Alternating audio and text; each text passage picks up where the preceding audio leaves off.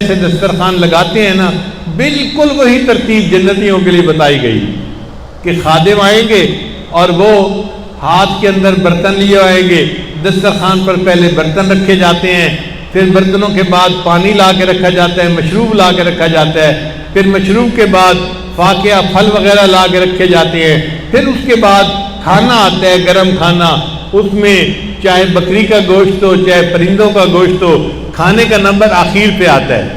کھانے سے پہلے جو کچھ دیا جاتا ہے اس کو ایپیٹائزر کہتے ہیں۔ جو جہاز میں سفر کرتے ہیں وہ بھی جانتے ہیں کہ جہاز کے مسافروں کو کھانا دینے کے لیے پہلے مونگ پھلی یا بادام وغیرہ لا کر پہلے دے دیے جاتے ہیں، وہ بھی انسان کے لیے ایپیٹائزر ہوتے ہیں۔ ان کے کھانے سے اشتہا بڑھتی ہے، بھوک بڑھتی ہے، اور جو لحم ہوتا ہے نا، گوشت ہوتا ہے، اس کے کھانے سے بھوک گھٹتی ہے، دونوں میں فرق ہی ہے۔ ایپیٹائزر کے کھانے سے بھوک بڑھتی ہے، دل چاہتا ہے کھانا ہوتا میں اور کھاتا۔ تو اللہ تعالیٰ نے پہلے فاکہے کا تذکرہ فرمایا کہ یہ میرے بندے بیوے کھائیں گے اپنی پسند کے مطابق، جس کو چاہیں گے، مما یتخیرون ولحم طیر مما یشتہون، اور ان کو پرندوں کا گوشت دیا جائے گا جو وہ شوق سے کھاتے ہیں۔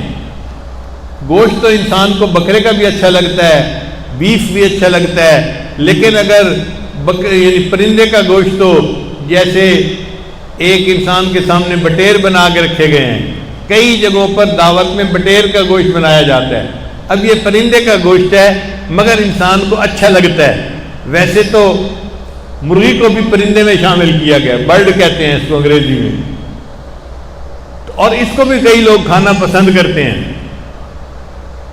تو اللہ تعالیٰ نے 1400 سال پہلے، جب دنیا جانتی نہیں تھی کہ پرندے کا گوشت کتنا لذیذ ہوتا ہے اور کتنا پیارا ہوتا ہے، اللہ نے اس وقت فرما دیا کہ ان کے سامنے فاکہہ رکھے جائیں گے اور ان کو پرندوں کا بھنا ہوا گوشت دیا جائے گا جس کو وہ تھوڑا مزے سے کھائیں گے۔